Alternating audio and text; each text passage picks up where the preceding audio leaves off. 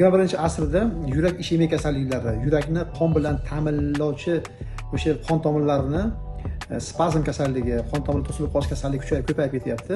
Bunga yechim sifatida hozirgi paytda stent qo'yish urf bo'lyapti. Bu ham juda ham yaxshi, chunki bemorga birinchi yordam sifatida stent qo'yadigan bo'lsa, ancha natija yaxshi bo'ladi. Lekin yurak ishemik kasalligining asl mazmuni butun bir qon tomirlarini, mayda qon tomirlarini ateroskleroz hisobiga tiqilma bo'lib qolishligi. Ya'ni koronar qon tomirlarida o'sha tosh tomirlar deydi, 3 ta tosh tomirni bitta yoki ikkitasida o'sha travma tiqilib qoladi yoki bo'lmasa o'sha qon tomirining devorlari hammasi mo'rtlashib, qon yaxshi o'tmaydigan bo'ladi. Mana shu narsani ishemiya deydi. Ya'ni qay darajada to'silgan bo'lsa, shu darajada qon bilan ta'minoti yo'qoladi yurakda.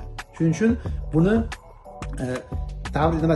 sistema bo'yicha, etap bo'yicha tabiiy manbalar, tabiiy dori-darmonlar bilan, ya'ni tomirlar tozalovchi bitta insonning qon tomiri yer sharini 2,5 marotaba aylanib chiqadi.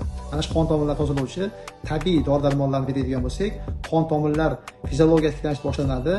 Tabiiy ravishda o'sha tomirlar toza bo'lgandan keyin qon bilan yurak o'zini ta'minlay oladi. Yurak qisqargan paytda o'sha koronar tomir kengayadi va yurakning o'ziga, muskullarga qon boradi. Shuning oqibatida bemor sog'lomlashadi, salomat bo'ladi.